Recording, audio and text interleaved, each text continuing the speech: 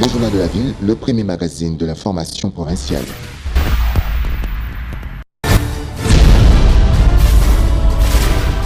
Tout de suite, le journal.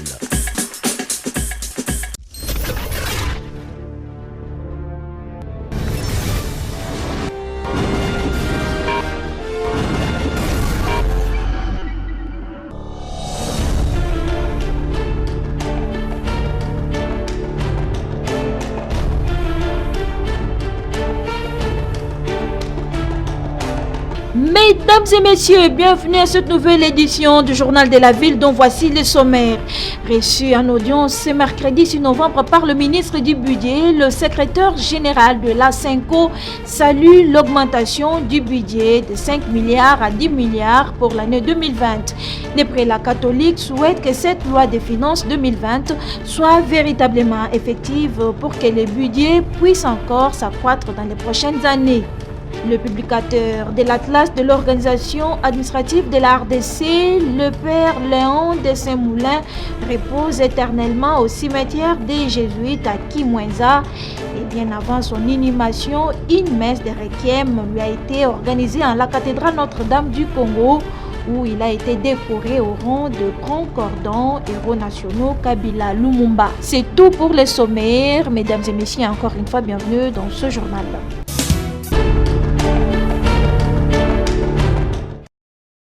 En mission en RDC, Freddy Matungulu Mbuyamu Ilankir a rencontré le président de la République Félix-Antoine Tshisekedi Tshilombo dans le cadre des consultations qui mènent pour les comptes de la Banque africaine de développement BAD, dont il est un des administrateurs. Je suis obligé de faire ce que nous appelons la Constitution. L'occasion pour moi est de me rassurer que ce que j'ai dit au conseil d'administration est tout à fait en conformité avec les attentes, les priorités et les programmes des différents pays qui m'ont mandaté. J'ai commencé cette consultation, bien entendu, avec la RDC, a-t-il déclaré. Sans entrer dans les détails de la rencontre avec les chefs de l'État, il en a quand même donné les grandes lignes. Et aujourd'hui, avec les rencontres que j'ai pu avoir avec les ministres des Finances et les premiers ministres, nous avons clôturé avec une bonne discussion avec le président de la République sur les priorités économiques du gouvernement, les priorités de l'action sociale de la RDC, a-t-il poursuivi. Il s'est montré satisfait de l'ensemble des échanges qu'il a pu avoir avec tous ses interlocuteurs en RDC. Nous sommes satisfaits de ces tours d'horizon général que nous avons fait avec les chefs de l'État qui révèlent la volonté du gouvernement d'aller de l'avant avec les réformes nécessaires pour renforcer les potentiels de croissance économique et faire en sorte que dans les mois, années qui viennent, on soit en mesure de transformer l'économie nationale et en faire effectivement un outil de création de richesses et d'amélioration des conditions de vie de population, a ajouté Freddy Matungulu. Il n'a pas non plus voulu s'attarder sur les choix de Félix Tshisekedi de proposer son nom pour ses postes à la BAD. Je souhaite ne pas parler de moi-même. Je pensais que très modestement, je pouvais défendre les intérêts de la nation avec la petite expérience que j'ai dans les domaines.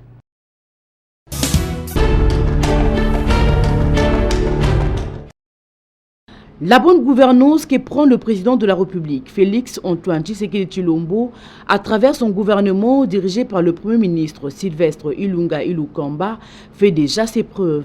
On peut le remarquer par le travail bien fait par le ministre des Affaires foncières, Aimé Molendo Sakombi, dans le dossier immobilier opposant Gabriel Mokia et Ngoï Kassanji, alors qu'il a déjà été sanctionné par un arrêt de la Cour de cassation en faveur de Gabriel Mokia. Le vice-premier ministre, ministre de la Justice et garde-sceau, Maître Célestin Tundaya Kasende, a, à travers une lettre adressée au ministre des Affaires foncières, Molendo Sakombi, désapprouvé les mesures d'exécution prises par le numéro 1 des affaires foncières, qui à son tour a rigoureusement répliqué en infligeant une leçon de droit à son collègue de la justice, lui rappelant d'abord que cette question relève de sa compétence exclusive en vertu du principe de spécialité des attributions de ministère et celui selon lequel les compétences sont d'attribution. Molendo Sakombi a martelé que c'est à lui qu'incombe l'obligation de donner effet aux décisions de justice rendues pour être exécutées par les agents et cadres gestionnaires de services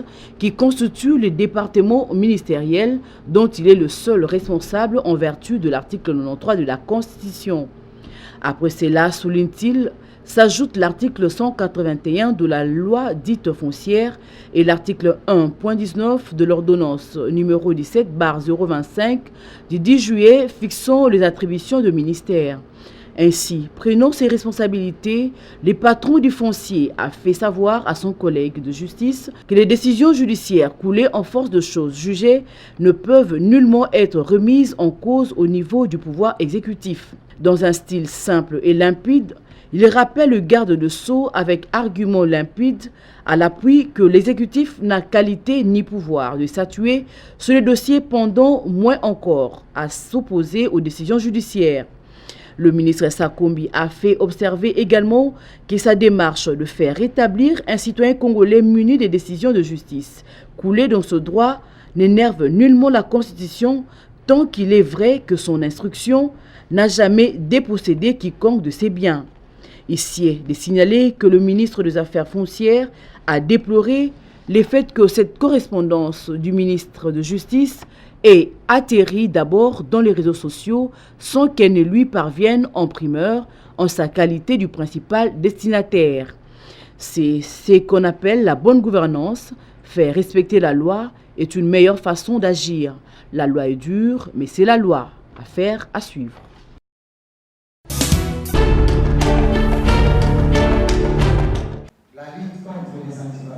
Le Conseil national des églises communautaires catholiques indépendantes, coptes orthodoxes et les comités des laïcs engagés viennent de clôturer le séminaire de formation sur la lutte contre les antivaleurs le mardi 5 novembre au centre culturel Boboto. Organisé en faveur des fidèles catholiques coptes et orthodoxes, cette formation a permis aux participants d'avoir des béquilles capables pour lutter et contre la corruption et c'est grâce à l'OCEP, expert en la matière. Dr Michael Kikomba Kaungu, président national des Clesico, pour plus de détails. L'Église, dans sa mission de moralisation, afin d'assurer un bien-être universel, la justice entre les peuples et les nations, cherche des voies et moyens pour combattre les phénomènes des antivaleurs qui détruisent la société, qui menacent tous les secteurs de la vie pratique, notamment la politique, l'économie et le social. Présent à cette cérémonie, le représentant du chef de l'État en matière de lutte contre la corruption, Jacques Chilombo, a pour ce faire encouragé les participants en ces termes. Au nom du président de la République, Madame la Première Dame, nous voulions souhaiter à tous les lauréats et tous ceux qui ont suivi une formation plein succès après le prix que vous recevrez. Nous voulions voir en vous les hommes et les femmes qui vont faire l'écho non seulement de la vision du chef de l'État, mais nous croyons aussi que c'est la volonté de Dieu. Et les séminaristes n'ont pas manqué de s'exprimer. J'ai apprécié d'abord la matière, j'ai apprécié tout ce qui a été donné vraiment. C'est pour lutter contre la corruption, contre tout ce qui se fait du mal dans notre pays. Et nous allons faire des grandes manifestations qui vont vraiment éteindre ce qui est comme antivaleur. C'est par la remise des brevets aux participants que cette formation a été sanctionnée.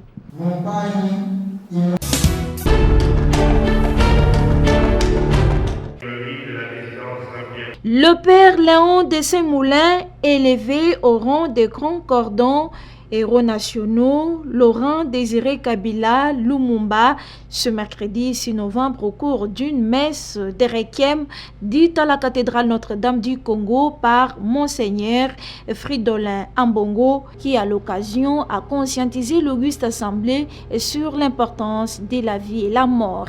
La République démocratique du Congo a perdu quelqu'un de grande valeur. Léon de Saint-Moulin avait la passion pour ce pays, que le maître des temps et des circonstances puisse l'accueillir dans sa félicité éternelle, a précisé Monseigneur Ambongo. Et aussi rendre un vibrant hommage au Père Léon lui-même pour tout ce qu'il a été pour chacune de nous et pour tant de biens qu'il nous a procurés à travers ses précieux services. Nous nous souviendrons toujours du souci du père Léon de Saint-Moulin de faire participer activement l'Assemblée des fidèles à la célébration liturgique. Plusieurs témoignages tenus en la personne de Saint-Moulin par ses amis, ses collègues et les personnes qui l'ont connu. Jean-Marie Tantoumé, promoteur du bureau d'action et d'éveil culturel à l'éducation, s'est réjoui pour son élévation. Parce qu'il mérite, autant que d'autres Congolais qui ont été décorés. Nous tenons à remercier le chef de l'État d'avoir entendu notre message et celui de l'UNIKI ainsi que de la SENCO. Cette décoration encourage le monde de l'enseignement qui comprendra que tout travail mérite reconnaissance de la part de l'État congolais. Nous retenons également que Léon de Saint-Moulin est le publicateur de l'Atlas de l'organisation administrative de la RDC. Il repose désormais à Kimwenza au cimetière des Jésuites.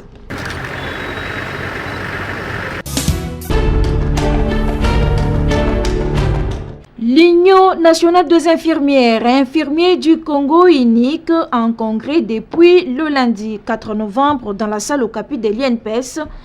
Les délégués de 26 provinces de la RDC participent à ces congrès placés sous le thème « Prendre de l'avance sur la voie de la croissance syndicale ». Étant électif, ces congrès permettra aux membres de l'UNIC d'élire le nouveau comité national qui sera leur interlocuteur pour un mandat de 5 ans. Joseph Kibangula Koko est secrétaire général de l'UNIC. Nous voulons rester dans les normes démocratiques parce qu'une organisation démocratique ne doit pas avoir ou continuer à avoir des gens qui ont dépassé leur mandat. 5 ans après, nous nous sommes dit nous allons aller aux élections, nous allons refaire nos statuts, tout simplement parce que nous ne sommes plus dans l'ancienne configuration des 11 provinces. Aujourd'hui, ça fait 26 provinces et puis nous allons adapter les textes conformément à la configuration actuelle. Des résolutions et recommandations sont attendues à l'issue de ces travaux pour compatir avec le corps professionnel des administrateurs et gestionnaires de santé. Il était une nouvelle unité, sans matricule, sans salaire. Et il est mort pour la cause des biens publics de l'État. On puisse d'abord reconnaître que c'est un agent, l'engager officiellement, c'est-à-dire lui donner le numéro matricule à titre posthume. Mise en place depuis 2012, l'ancien comité national de la force syndicale unique a eu à réaliser tant de choses, parmi la défense des intérêts des infirmiers, le plaidoyer pour l'amélioration de leurs conditions de travail, ainsi que l'installation du syndicat unique dans plusieurs provinces de la RDC.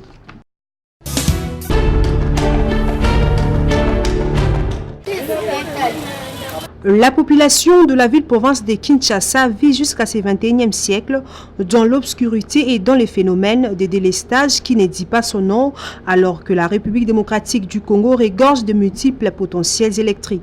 Toujours comme moi vraiment, toujours naba inga awa, toujours nango, mais quand toujours souffrir na courant, le cola, tout défera courant place monsieur. Mais biso moko ba courant. Toujours nous comme mais na braza oyo kako ya pamba baloba bazo courant na biso na ba place mususu bazo courant na biso mais tout tire oyo kali solo te ki ba kuwe katana ba ngolo wa biso. Donc monsieur le président papa gratuité to sengi na yo courant oyo tali la biso landela ngo pena bien snel la zo rambongo zolanda snel la zo rambongo PDG wana ayebi makamne surtout to yoka pina ba info ba mbongo ya ba msuba détourner ngo ba ndokende mais na tang na yo to lingo tali la biso makambo bien na SNEL. Ceci laisse croire que les promesses faites par la Société nationale d'électricité SNEL en collaboration avec le ministère de l'énergie sont restées en vain, car aujourd'hui, comme illustré ici sur ces images, les habitants de plusieurs quartiers de la capitale vivent dans les noirs et sont exposés à l'insécurité. En réalité, il y a des délestages où ça ne va pas. Donc ma belle insécurité, donc ce qui est comme bouton, moi écoute autant pour les athées, pour ta courir les athées éclairage donc pour na quand on a courant bam bam et quelque côté à bisongo et ça à biso bien madame. À cet effet, le ministère des tutelles est appelé à prendre ces problèmes de manque d'électricité à bras-le-corps. Sinon, le gouvernement ne pourra pas améliorer le climat des affaires à attirer les projets industriels, source de richesse pour un pays. Courant est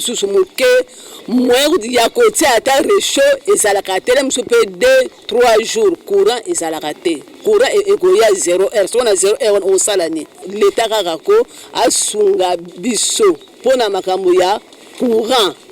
Rappelons que selon une certaine source, le ministère de l'Énergie ne dispose d'aucun agenda et objectif annuel sur le nombre d'entreprises et de ménages à connecter au réseau électrique.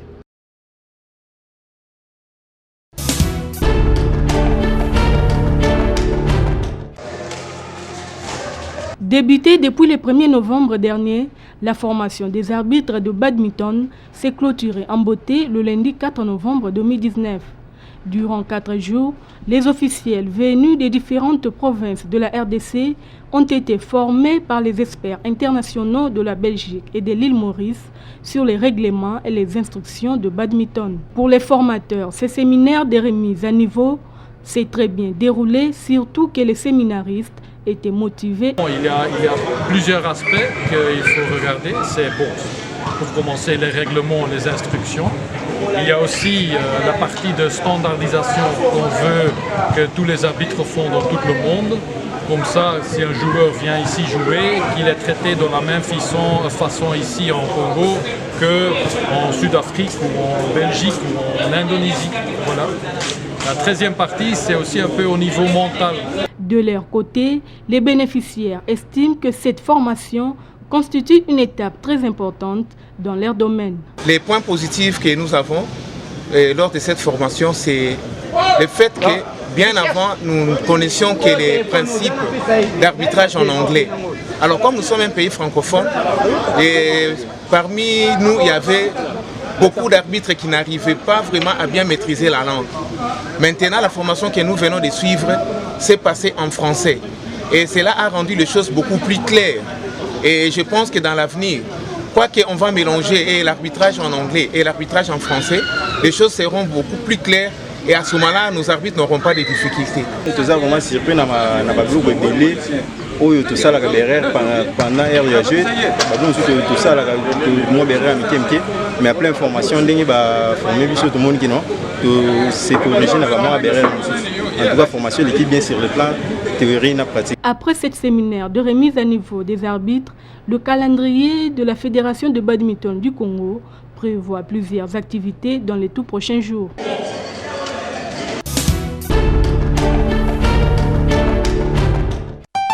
La succession du fait Dr Mwanampu procède à la vente de la villa familiale qui se trouve sur l'avenue du Congo numéro 40 au quartier d'Elvo dans la commune de Ngaliema. La villa comporte 8 chambres, 2 salons, 2 cuisines, 6 salles de bain, un annexe de 2 chambres, cuisine et une salle de bain, avec un parking intérieur pouvant contenir 15 voitures. Pour plus d'informations, veuillez contacter le numéro ci-après 081 81 390 96 09 93 051 487.